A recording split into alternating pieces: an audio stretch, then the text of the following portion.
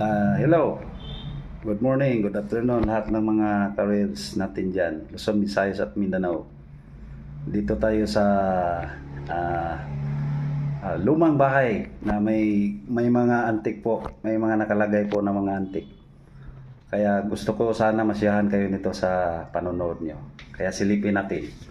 Ayan, napakaganda oh. Meron pang crabs oh, crab, alimango oh. Gawa ng mulabi yata ito eh.